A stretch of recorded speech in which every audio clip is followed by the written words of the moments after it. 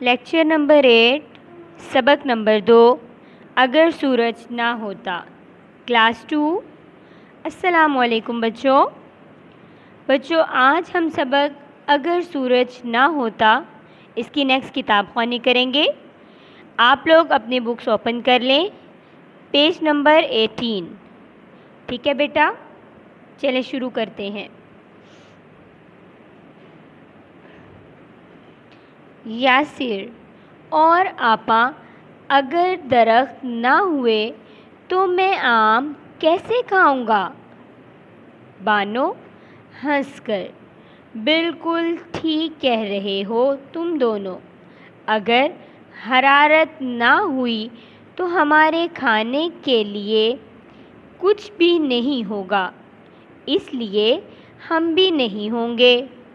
راشد، کیا اگر سورج نہیں ہوگا تو ہم بھی نہیں ہوں گے؟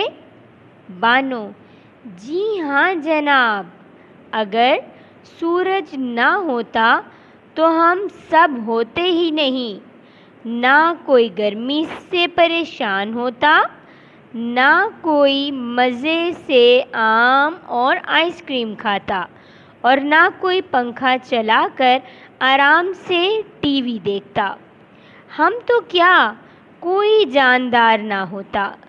یاسر اور آپا اندھیرا بھی تو ہوتا۔ بانو، گپ اندھیرا ہوتا۔ راشد، چاند تارے تو ہوتے۔ یاسر، اور اگر چاند تارے بھی نہ ہوتے؟ بانو، پھر تو دنیا کیسی سرد، اندھیری اور اکیلی ہوتی، تم خود ہی سوچ لو۔ اچھا، اب میرا پسندیدہ پروگرام شروع ہونے والا ہے، مجھے ٹی وی دیکھنے دو۔